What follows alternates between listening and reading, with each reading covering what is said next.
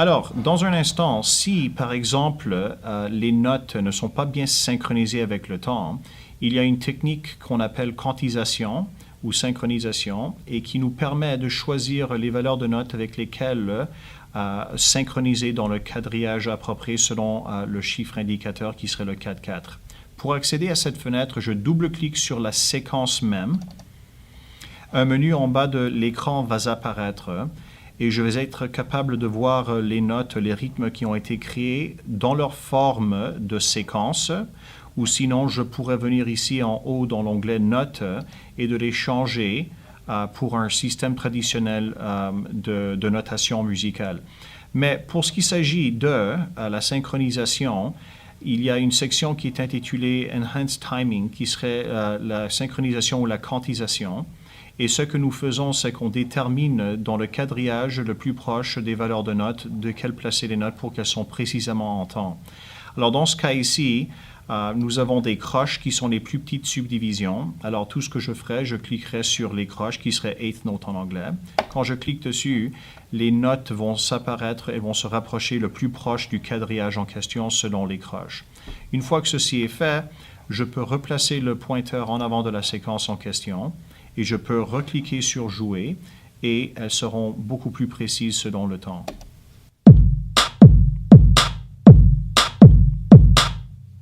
Et voilà le résultat. Donc maintenant, dans un instant, si on voulait faire un genre de copier-coller, ce qu'il faut faire, c'est qu'il faut accéder au clavier de l'ordinateur. Je clique sur la touche Options. Ensuite, je clique sur la séquence même que j'ai enregistrée et je la déplace vers la droite, tout de suite une après l'autre.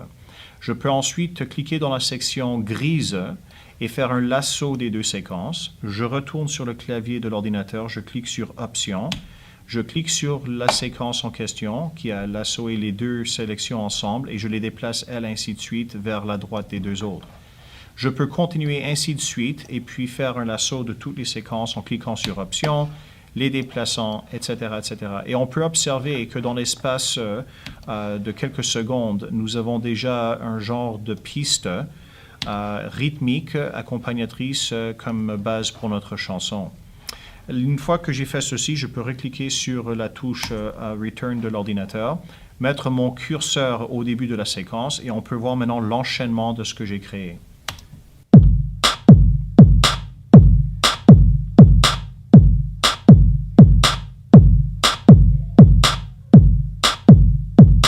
Et ça continue ainsi de suite sur la ligne de temps.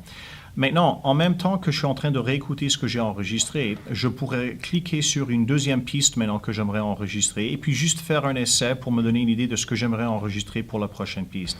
Alors, je replace mon pointeur au début de la séquence et je la fais jouer. Et j'ai maintenant choisi ma deuxième piste qui était celle-là qui est appelée Imperia Pad. Et ça va être ce son qui va sortir du clavier lorsque j'écoute celle de la percussion.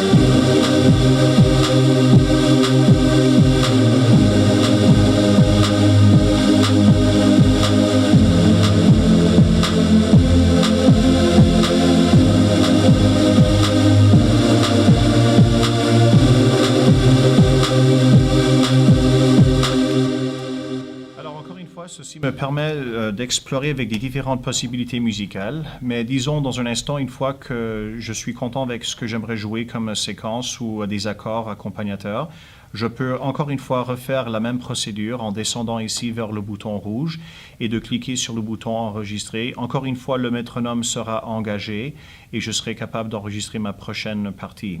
Alors je vais cliquer sur le bouton enregistrer.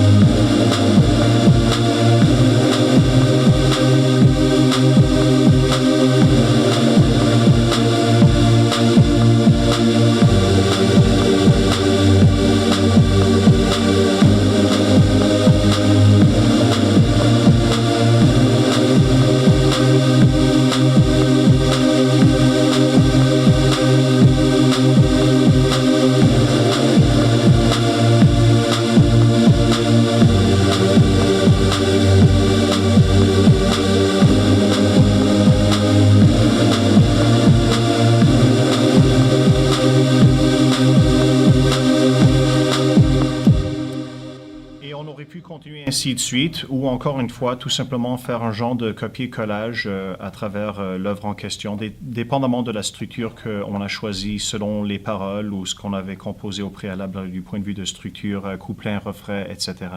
Donc, encore une fois, la même procédure, on peut la suivre. On clique sur le pointeur au début de la séquence pour réentendre ce qu'on vient juste de enregistrer.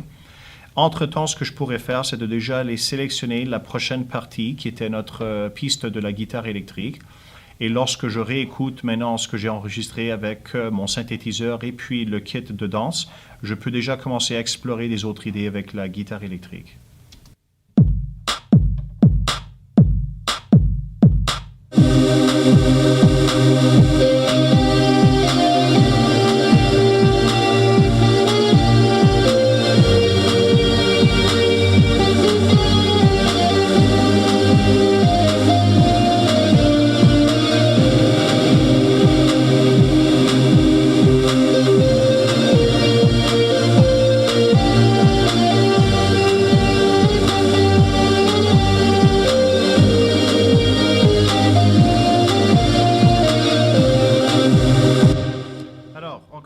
Si je suis content avec l'idée en question, je peux replacer mon curseur sur le bouton rouge, cliquer sur enregistrer et nous aurons maintenant une autre partition d'enregistrer avec la guitare électrique.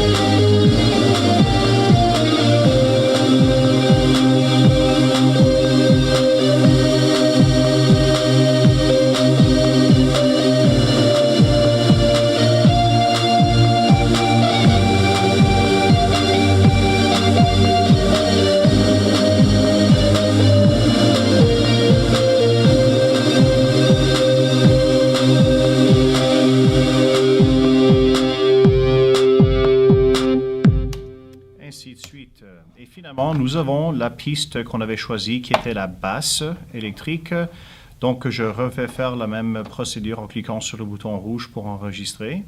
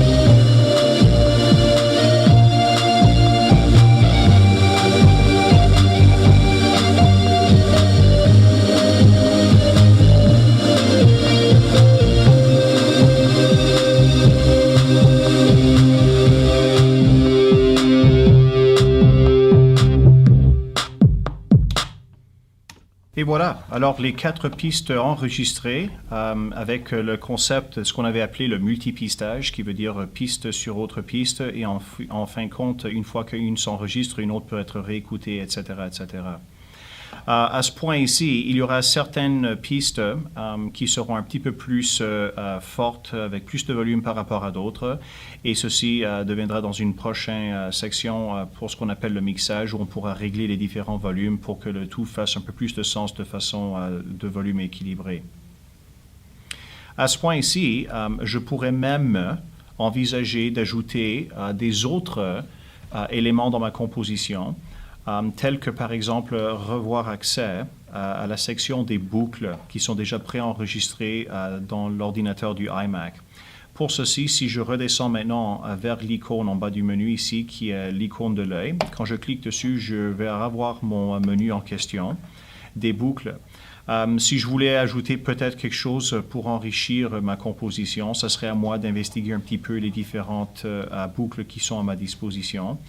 Dans un premier instant, disons peut-être possiblement que je voulais ajouter un petit peu de percussion pour enrichir un petit peu ce qui se passe dans le background. Je cliquerai sur percussion. Et encore une fois, tel qu'indiqué auparavant, je clique dessus la sélection en question pour l'écouter et puis ensuite recliquer dessus pour l'arrêter pour voir si c'est quelque chose que je trouverais intéressant pour ajouter dans ma composition. Alors, en explorant, je vais me rendre compte assez rapidement de ce qui ferait l'affaire ou non, et je continue d'écouter pour trouver quelque chose qui serait intéressant dans ma composition.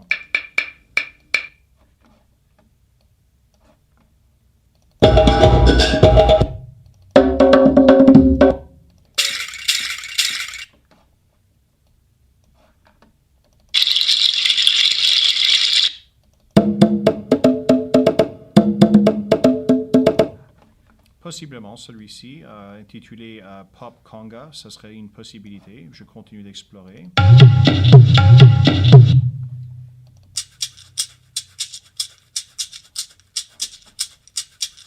Un genre de maracas, très intéressant.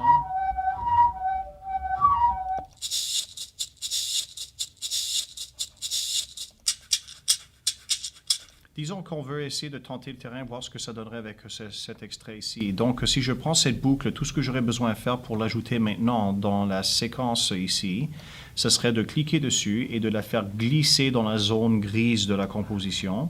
Et ensuite, quand je relâche la séquence, il y a une piste qui automatiquement va être créée pour cette boucle en question. Et ensuite, ce que je peux faire, c'est de la déplacer selon la gauche ou la droite, dépendamment où je veux qu'elle commence à entrer puis avoir son effet avec la composition. Donc, ce que je peux faire dans un instant, c'est de replacer le pointeur au début de la séquence. Quand je clique sur « Jouer », on va essayer de voir ce que ça donne où ça a été placé.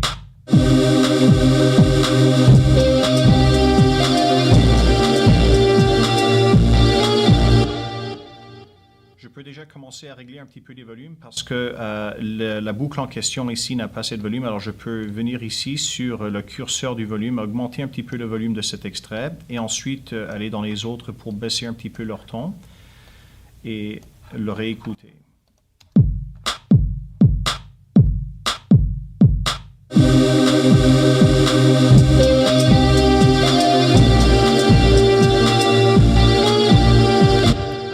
Ceci fonctionne.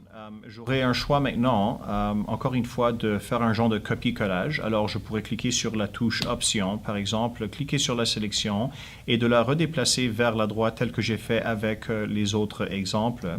Ou tout simplement dit, ce que je pourrais faire, si je veux effacer ce que je viens juste de faire, je clique sur la touche Delete ou effacer sur le clavier de l'ordinateur. Je peux prendre mon pointeur de la souris et le placer à la toute droite en haut ici de la séquence et le pointeur se transforme dans une flèche en forme de cercle, si on peut dire.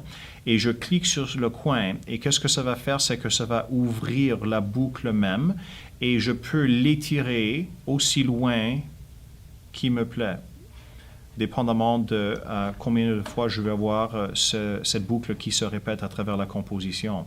Alors, encore une fois, c'est très efficace parce que ça nous épargne un tas de temps que de devoir avoir à faire avec un copier-collage constamment.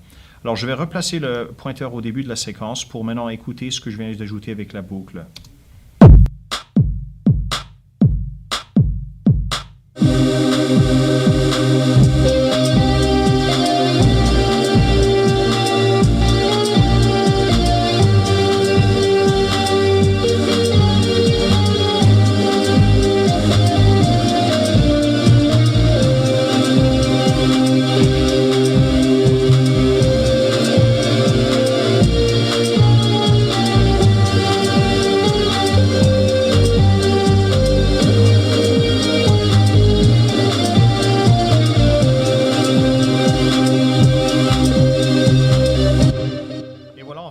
Nous avons maintenant un bon début d'une création d'une composition qui nous donne déjà une idée avec laquelle continuer pour terminer notre composition, notre chanson. C'est certain que ceci serait dans le but d'une petite introduction. Ça pourrait être déjà le début d'un des couplets que nous avons en question. Et ensuite, on peut se reprendre en ajoutant un refrain un peu plus tard. Ça pourrait maintenant être une question de varier l'instrumentation, faire des autres ajouts, des différentes progressions harmoniques en musique pour en faire la distinction entre le couplet et le refrain. Et une fois que ceci est fait, on pourrait prendre carrément, sélectionner une section entière de la composition et ensuite faire un copier-collage pour la faire répéter un petit peu plus tard dans la composition, ce qui encore une fois rend les choses très efficaces du point de vue d'une création.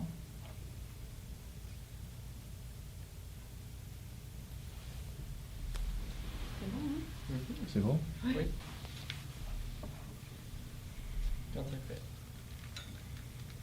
Alors, une fois qu'on a établi les pistes de base pour notre composition, notre chanson, il y aura sans doute certaines personnes qui se sentiront à l'aise de jouer possiblement des instruments live pour avoir le fil du live. Alors ça, c'est possible évidemment pour l'intégrer avec la fenêtre de GarageBand. Ce qu'il faut faire, c'est de revenir ici en bas de l'écran puis cliquer sur le symbole de l'addition. Alors lorsque je clique sur ce symbole, traditionnellement, nous avons jusqu'à date choisi les instruments de logiciel. Ce qui veut dire que ce sont des instruments qui ont été déjà préenregistrés dans les librairies de son ici dans le iMac. Mais disons que nous voulons ajouter, par exemple, un guitariste qui fait quelque chose de live ou un batteur qui ajoute de la percussion live ou même un vocaliste qui aimerait chanter quelque chose dans la composition. Il va falloir maintenant engager le microphone, soi-disant. Donc, pour engager le microphone, il faut maintenant avoir recours au prochain onglet ici en bas qui est intitulé « Instrument réel ». Alors, quand je clique sur ceci maintenant, je vais cliquer sur « Créer ». Le même genre de menu, un même genre de concept de menu va apparaître à la droite de l'écran. J'aurai ici déjà dans la colonne gauche certains paramètres qui ont été déjà prédéterminés par GarageBand pour les instruments en question. Alors pour la basse, les instruments d'orchestre, les guitares, les vocales. Alors dans un premier instant, disons juste pour l'effet d'un exemple, je cliquerai sur les vocales et un menu, encore une fois, dans la colonne droite apparaîtrait avec certains différents types de vocales possibles. Et encore une fois, ça sera à nous de choisir celui-là qui est pertinent. Donc si ce serait une femme qui chanterait, on aurait des choix entre des femmes pour un style de danse, du rhythm and blues ou du rock. Les mâles, même chose, un vocaliste mâle, ça serait opéra, male rock, etc. Donc, il suffit de choisir un qui va être pertinent pour la composition. Une fois que ceci est fait, la chose la plus importante, c'est de descendre en bas ici de la droite de l'écran cette fois-ci, dans la section du input, parce que ceci a à faire maintenant avec l'interface audio qu'il faut s'assurer qu'il est bien prédéterminé selon le microphone qu'on va se servir. Où ça indique la source d'entrée, qui est le input. Il y a un choix entre stéréo 1 et 2 ou mono, etc. On veut choisir mono 1 parce que c'est seulement une piste dans laquelle on va enregistrer. Ensuite, dans l'autre onglet où c'est dit Monitor, ça se réfère aux haut-parleurs ou dans le cas où on veut être isolé puis s'entendre dans nos propres casques d'écouteurs. Il va falloir évidemment venir ici puis de l'activer. Et nous avons même un onglet qui est de l'activer avec de la protection contre de la distorsion. Donc, je vais cliquer sur celui ici. Et une fois que ceci est fait, on peut déjà entendre qu'à travers les haut-parleurs, s'ils sont allumés, on peut entendre déjà la voix qui parle à travers le microphone, donc qui serait prêt pour faire un testing et puis de faire une partition vocale. Et sinon, si nous étions branchés avec des écouteurs, évidemment, on s'entendrait à travers nos écouteurs pour qu'on puisse entendre la musique lorsqu'on chante notre partition en question. Une fois que ceci est déjà prêt et puis les sélections ont été faites, je vais retourner dans la fenêtre de GarageBand et je pourrais cliquer sur le bouton Enregistrer. Le métronome sera engagé à nouveau et ensuite une partition de guitare live ou une partition de vocale pourrait être enregistrée à ce moment-là.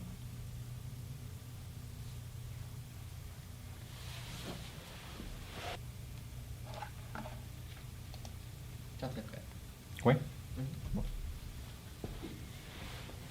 Alors, en ce qui s'agit de faire quelques éditions ou altérer un petit peu les séquences que nous avons enregistrées, parfois on fait des fautes ou peut-être on veut modifier un petit peu les affaires, nous avons des outils qui viennent équipés avec des logiciels qu'on retrouve tels que parmi dans le GarageBand, qui nous permettent de faire ces modifications. Donc, dans un premier temps, on avait déjà revu ensemble qu'il est possible de faire un genre de copier-collage en appuyant sur la touche Option, une séquence en question et de la déplacer vers la droite. Les séquences en général peuvent être déplacées vers la gauche ou la droite. Je peux en manipuler 2 ou 3 pistes à la fois de séquences et puis les déplacer ainsi de suite. Disons que pour un exemple ici, si on devait placer notre curseur sur le début de la section d'une des séquences de la percussion qu'on a enregistrée pour l'écouter, et disons que nous voulions couper cette séquence en 2 parce qu'on voulait faire une édition et on ne voulait pas une deuxième partie ou la première partie. Il y a le concept maintenant de ce qu'on appelle scinder, qui veut dire faire un split pour séparer, diviser une séquence en 2 ou à plusieurs parties.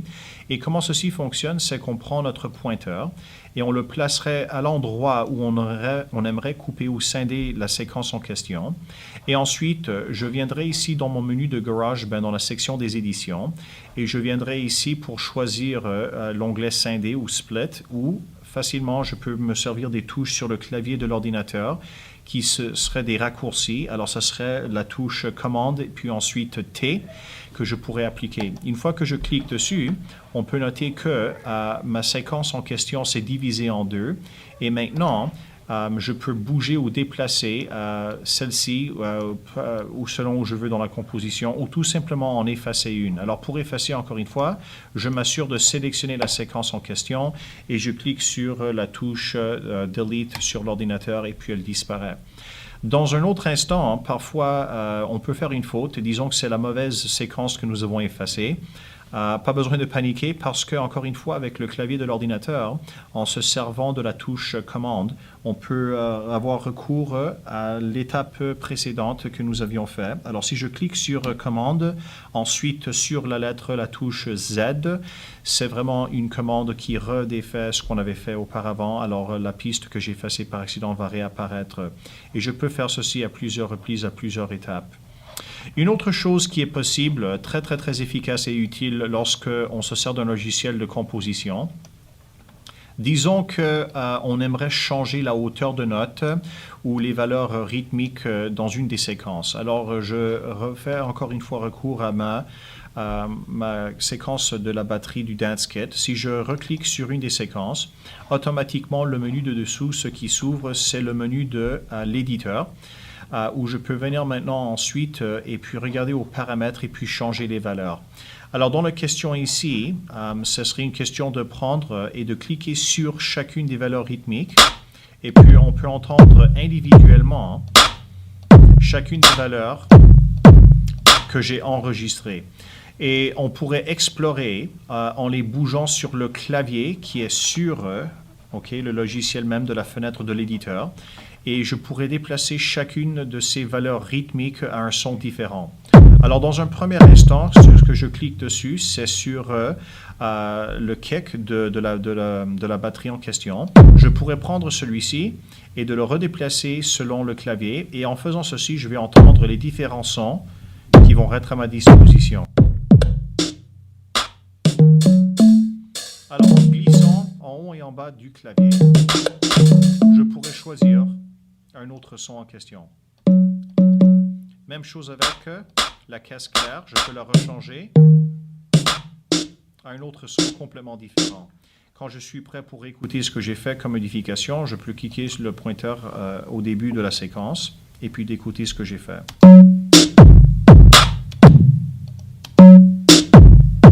Et voilà un petit ajustement, un petit changement qui a été fait.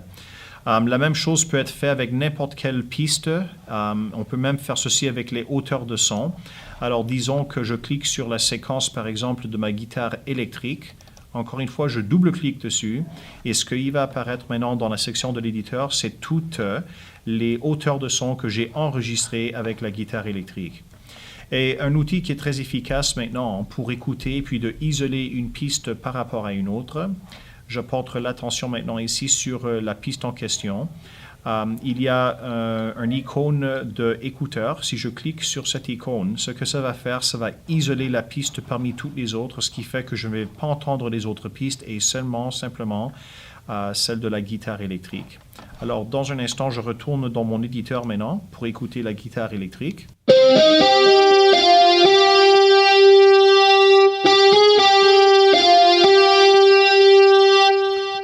je voulais changer les hauteurs de quelques-unes des notes, disons pour avoir un genre de solo différent ou qu'il y a une note qui est fausse. Je peux facilement, au lieu de réenregistrer toute la partition, venir manipuler note par note, hauteur par hauteur, la position des notes.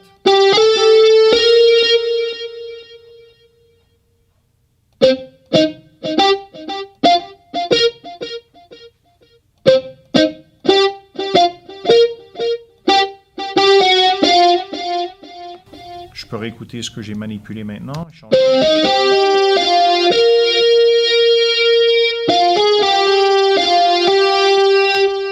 Alors, dans le système de notation que nous voyons en avant de nous, ceci sur le format de séquence, notation de séquence, ce qui démontre tout simplement des genres de petits blocs selon les valeurs des auteurs que nous avons enregistrés. Mais nous pouvons aussi transformer ceci dans une notation traditionnelle avec les valeurs de notes qu'on reconnaît. Alors, si je viens ici dans mon menu à la gauche de l'éditeur, je peux cliquer dans le petit rectangle ici à côté où il y a le symbole, l'icône de la croche. Quand je clique sur ceci, ce que je viens juste enregistrer pour la guitare électrique se transforme maintenant dans la notation musicale traditionnelle, ce qui pourrait être un petit peu plus évident peut-être pour certaines personnes versus d'autres. Et on peut réécouter la sélection en suivant les notes traditionnelles, alors la partition traditionnelle.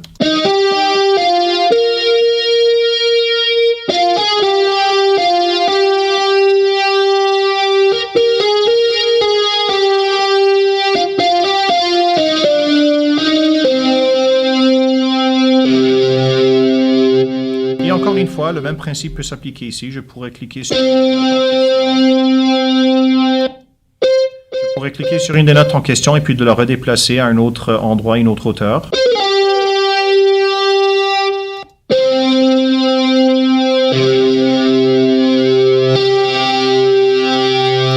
Voilà que ça nous rejoue la modification que j'ai faite. Donc, encore une fois, un outil très efficace pour certaines personnes de voir ceci en notation musicale traditionnelle.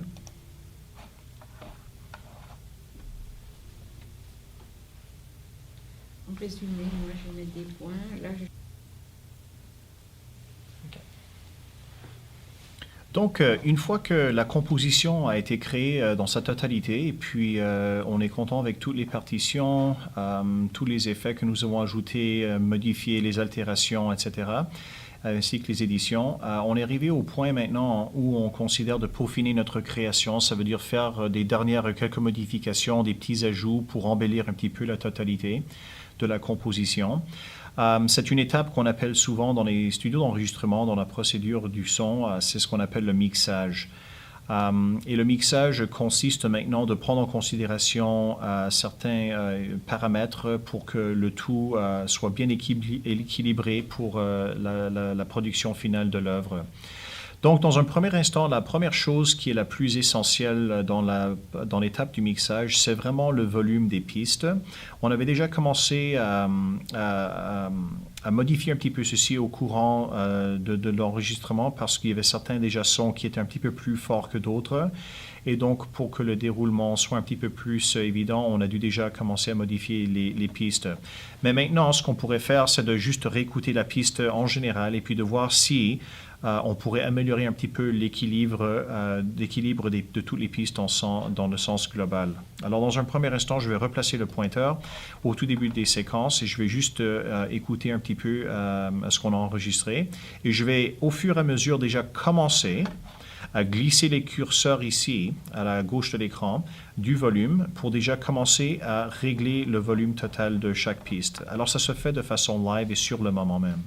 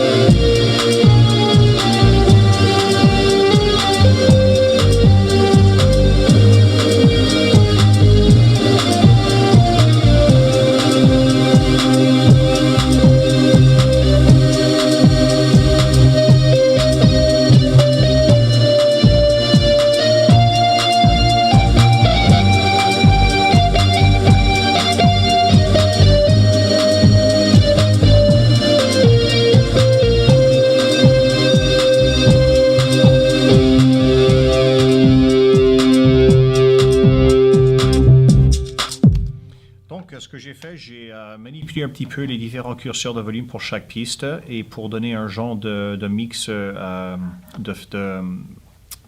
plus équilibré, si on peut dire. J'avais réduit un petit peu plus le volume de la guitare électrique parce qu'elle était un petit peu plus dominante que les autres. J'ai aussi baissé un petit peu les synthétiseurs, encore une fois pour remettre en évidence un peu plus la percussion, ainsi que la basse électrique, etc. Un autre point qui entre en jeu souvent avec le mixage, l'étape du mixage, c'est ce qu'on appelle le PAN, le panoramètre du spectrum d'audio. Et ce qui consiste, c'est le bouton ici à la gauche du curseur du volume. Et c'est un bouton qui ont les lettres indiquées L et puis R, qui sont pour la gauche en anglais, puis la droite. Ensuite, ce qu'on peut faire avec le bouton, c'est qu'on peut déjà prédéterminer où se retrouvera chacune de nos pistes que nous avons enregistrées, selon le spectrum entre les deux haut-parleurs de gauche et droite, ce qu'on appellerait le concept stéréo. Alors, est-ce qu'on veut que le son d'une certaine piste sorte directement au centre? Alors, lorsqu'on met une paire de casques d'écouteurs dans nos oreilles pour écouter notre musique, ou si on était peut-être dans notre voiture en train d'écouter de la musique ou dans notre stéréo chez nous à la maison, est-ce que j'aimerais que le son d'une certaine piste, autrement un instrument, soit directement au centre, ou est-ce que j'aimerais peut-être le placer un peu plus vers la gauche, un peu plus vers la droite? Et ceci maintenant devient vraiment une question de choix créatif. D'ailleurs, il n'y aurait pas une seule personne qui dupliquerait de même façon le mixage d'une composition parce qu'on entend tous différemment et des affaires à notre propre manière. Alors, en principe, d'habitude, une piste percussive ou une batterie, en principe, parce que c'est la fondation, c'est la fondation du rythme et du mouvement de la musique, on le garde directement à zéro dans le spectrum du stéréo, dans le pan. Et ensuite, on pourrait aller ensuite avec les autres pistes et explorer un petit peu qu'est-ce que ça pourrait donner comme effet en les plaçant un petit peu plus vers la droite ou la gauche, etc.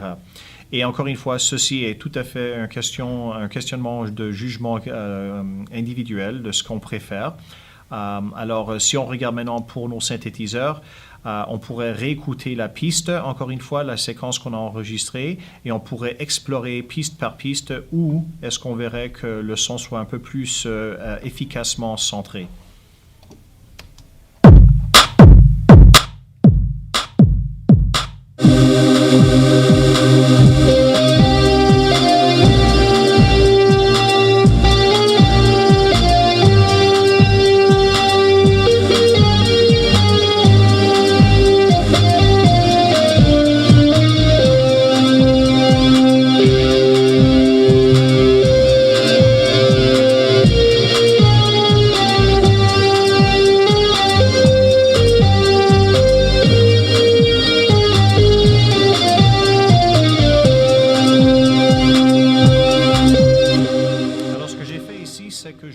Gardez la piste des percussions directement à zéro ou tout à fait au centre, ainsi que la basse, parce que la basse fonctionne traditionnellement en coordination avec la batterie pour le punch, disons, le point d'énergie qui doit ressortir. Alors, c'est gardé au centre. J'ai décidé de placer les synthétiseurs à la gauche, à peine, disons, vers 10 heures. Et ensuite, j'ai pris la guitare électrique et puis je l'ai placée vers 2 heures vers la droite. Et ensuite, les gens de maracas que nous avions dans le background, je l'ai complètement placé vers 3 heures à la droite. Et ce qui se passe aussi avec le pan, c'est que ça permet à chaque instrument qui a été enregistré au sein de la composition d'avoir son propre espace, son propre territoire, si on peut dire, sonore, comme ça que ce n'est pas tout mêlé nécessairement ensemble, et alors ça devient un petit peu plus distinct du point de vue de résultat final dans la composition. Et voilà ce que ça a donné encore une fois.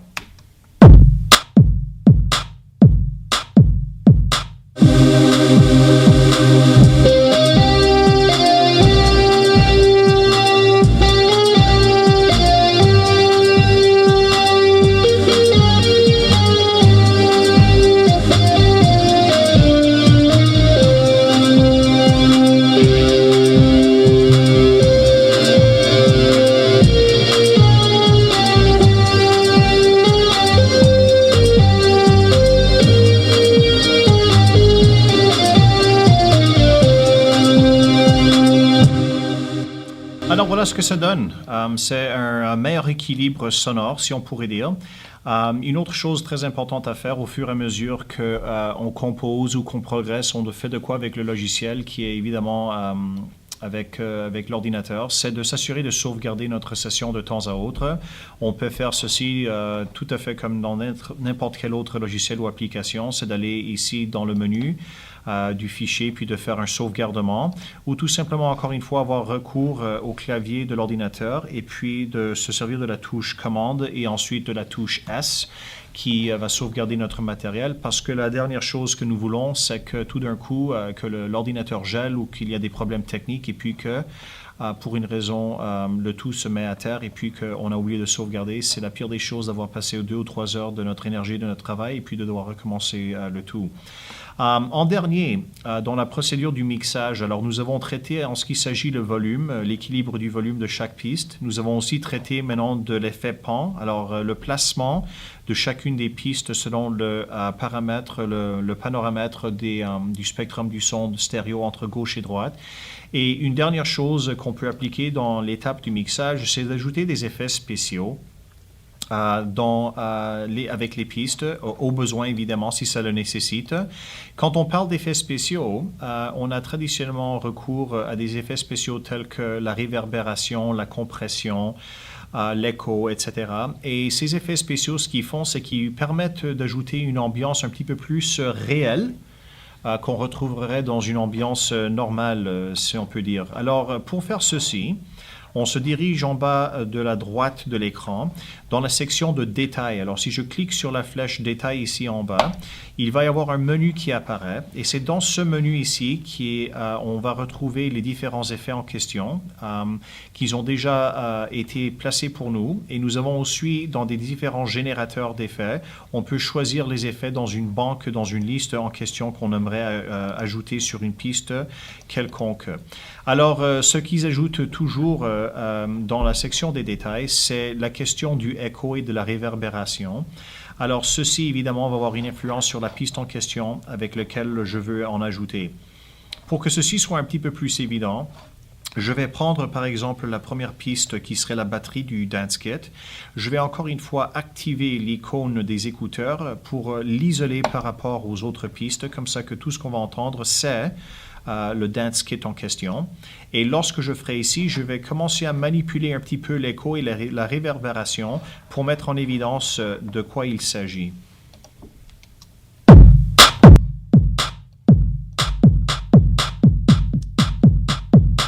Alors voilà l'écho, la réverbération.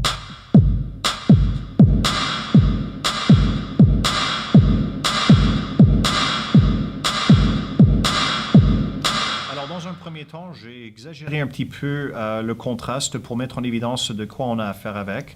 Encore une fois, il faut prendre en considération que l'écho et la réverbération, ce sont des effets qui sont de façon très naturelle dans notre ambiance, dans notre monde. Alors que ce soit dans une salle de concert, que ce soit dans un amphithéâtre, dans une petite chambre chez nous, quoi que ce soit, il y a toujours ces effets qui font parmi notre existence et notre réalité. Donc c'est une question, encore une fois, d'un choix judicieux de notre part pour des raisons créatives. Dans certains contextes tels que ceci, quand j'ai exagéré le montant de réverbération, ça n'avait fait aucun sens, ça ne serait pas musicalement acceptable.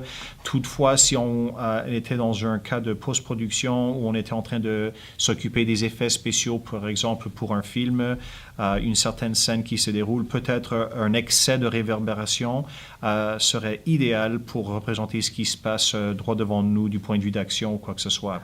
Toutefois, je retourne ici dans le cas de la percussion. Alors, on veut toujours ajouter un petit peu d'écho, à peine, et de la réverbération parce qu'encore une fois, on met en évidence que ça a trait à la réalité dans notre monde dans lequel on vit. Alors, je vais refaire jouer la piste de percussion, la batterie, puis je vais en ajouter un petit peu.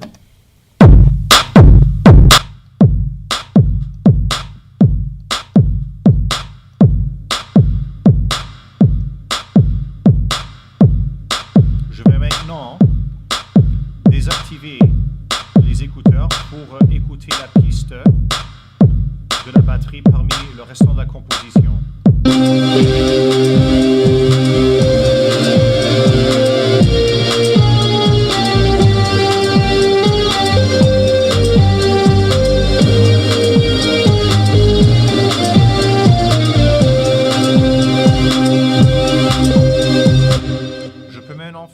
chose, ainsi de suite, avec les autres pistes, piste par piste, au besoin. Alors, disons la guitare électrique, on pourrait l'ajouter un petit peu plus de réverbération.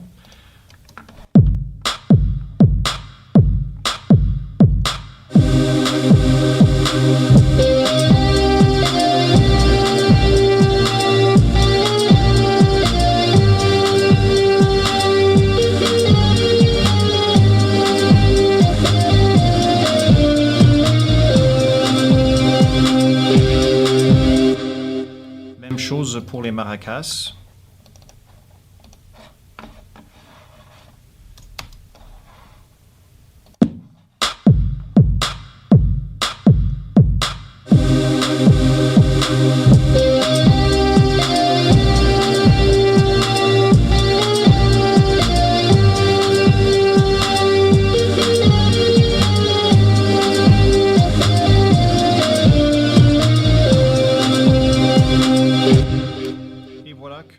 On ajoute des effets spéciaux pour embellir et rendre la couleur sonore un peu plus réaliste. En ce qui s'agit maintenant pour des instruments tels que la basse, à cause des fréquences graves, il faut vraiment se servir de la réverbération de l'écho de façon très méticuleusement parce que ça risque de mêler trop les fréquences graves ensemble, ce qui fait que le résultat ne va pas être clair. Traditionnellement, pour des instruments tels que la basse électrique, ce sont plutôt des effets tels que la compression qu'on ajouterait, qui forcerait à mettre en évidence ces fréquences graves et puis d'éliminer des autres fréquences que nous ne voulons pas. Alors dans ce cas ici, tout simplement, on cliquerait sur la piste de la basse, on irait ici dans la section de compression et de venir dans notre compresseur et puis on pourrait faire certains ajustements pour être capable de mettre en évidence un petit peu plus le son de la basse. Alors je vais l'isoler parmi les autres pistes.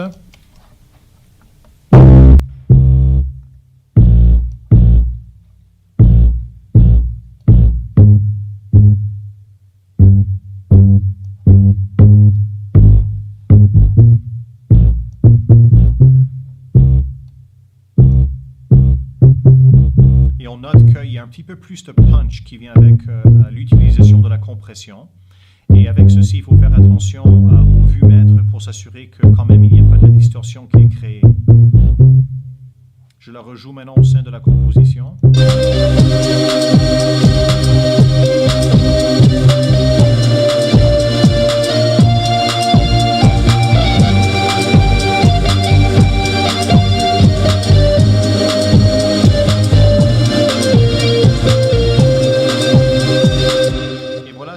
La compression fait, ça ajoute un petit peu plus d'énergie envers l'instrument en question qui est en train de performer. Et finalement, une fois qu'on réécoute la sélection en totalité, il y aurait peut-être des petites affaires qu'on aimerait changer. Parfois, on peut retourner à une piste et puis s'il y a des changements à faire, on peut les faire. Alors, je vais réentrer dans la partie de la guitare électrique parce qu'il y a peut-être une ou deux petites notes qui étaient un petit peu fausses. Je peux facilement aller dans la section de l'éditeur et puis de les enlever lorsque je réécoute à la partition en question. Alors, on voit ici dans cette section qu'il y a un bafouillis de notes qui s'est produit. Alors, je peux maintenant les isoler pour voir lesquelles je veux conserver et lesquelles je veux effacer.